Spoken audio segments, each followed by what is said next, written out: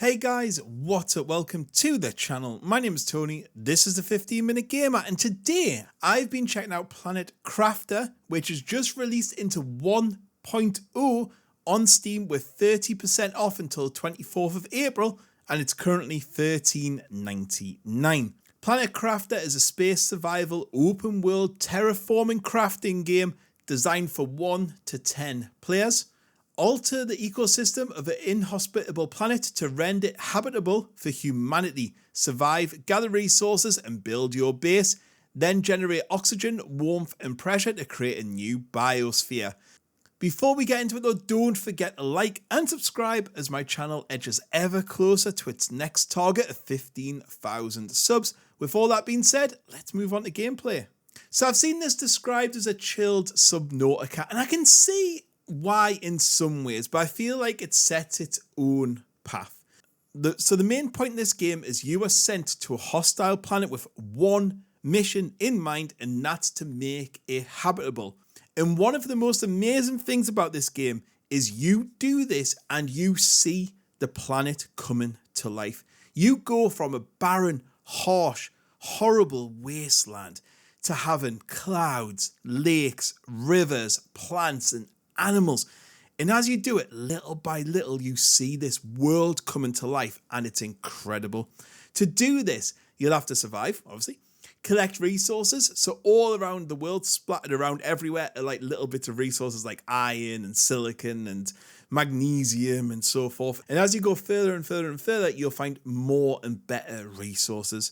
You need to build your base, produce machines. So these machines, like, they'll heat the planet, they'll create oxygen, they'll add pressure, and with them machines, that's how you geo-engineer the planet. So each machine adds something into the atmosphere to create this overall terraforming.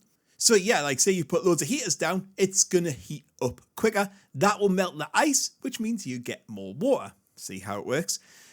And the way progression is handled to unlock new things is so well done. It's handled by these attributes. So as you heat the planet, you will unlock all them under the heat section of the progression. Then if you add loads of oxygen, you'll unlock what's in there. And it's such a rewarding system, as again, it ties into why you were there in the planet. And it ties into why you were on the planet. And I think it's such a good way to do it. Exploration is handled beautifully within this game, and it brings such a great gameplay loop. It was one of the things I was a bit critical of Lightyear Frontier, which I covered a few weeks ago, was that exploration meant nothing because you could just go anywhere you wanted straight away. This is completely the opposite, and I think it's how exploration should be handled. It's controlled by oxygen. So as you leave your area, so your crash pod or whatever, you have a limited capacity for oxygen, and that oxygen runs out. If you don't get back to base in that time, you'll die, and you can set it change the difficulty, but you can lose everything. You also have a very limited carrying capacity at the beginning as well, so you have to return often.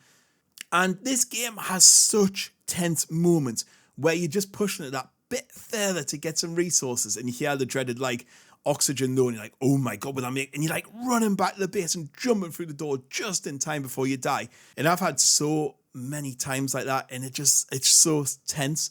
And like you'll see a ship in the distance and you'll be like, can I get there? And like you'll work out an expedition, a journey to get there, and it becomes an adventure. And then you go over the next hill and you see more, and you're like, oh my god, how do I get there? How will I get there? And you plan this, and it's just handled so well, and it just makes every trip a journey, an adventure, and it's just wonderful. So there's things to find from like old shipwrecks, there's ruins, there's caves, and there's other mysteries as well. And all of them are so much fun to explore. As I said, in the options, you can change the difficulty. You can set it hard as you want. You can make it as easy as you want. You can set XP timers and stuff. And I really appreciate that you can customize the experience. I would describe it in parts as a tad grindy, I will say.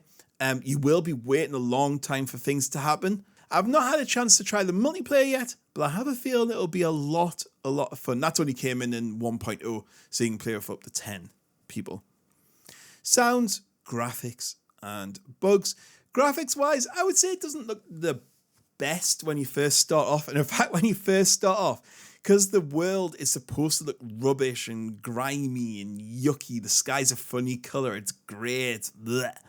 And it's supposed to be a barren planet. But as you expand, terraform, and you see like water coming up and hills and everything come back to life, flowers, and you can see water from the sprinklers adding life to this barren world. It just takes on a form of beauty and wonder. It is so pretty when it gets into it. And the color and graphics really add to that. There's different biomes to find. Some are really inhospitable, and you're like, oh my God, how can I even survive here? How can I do this? And for a small team, they did a great job on the atmosphere, I think. As I said just at the beginning, the graphics do look a little bit like, oh my God, what am I playing? Sound-wise, it's a little bit on the basic side. The music is super chilled and relaxed, but I would have liked maybe a few more voice lines here and there, like maybe a little AI companion or something, to take away from the loneliness of it all. Bugs-wise, I'm not seeing a huge amount. There's a little bit of clipping, graphical issues here and there, but I've never seen anything groundbreaking or game-breaking. And in fact, I loaded my game up, and I haven't played this for about a year, and it worked absolutely fine. So overall, I think you can tell I love this game. There is a massive reason why it's sitting at 96% positive on Steam. Not many Steam survival games, especially this has been in early access for a while, hit that level. This is one of the most relaxing, chilled, rewarding survival games out there. It's got great atmosphere, and you terraform the place you call home from a barren landscape into a lush oasis, and knowing you're responsible for that just hits you in the feels. Yeah, I wouldn't say it's the most exciting game in the world. There's no aliens. There's nothing to kill. There's no guns. There's no real danger apart from the oxygen hungering first. But you don't always need that. This gets survival. This understands what it means to explore. And it gets that loneliness down to a T. Like, you do feel like you're alone on this planet. And it does it in such a simple and wonderful way that before you know it, you've played 10 hours or so.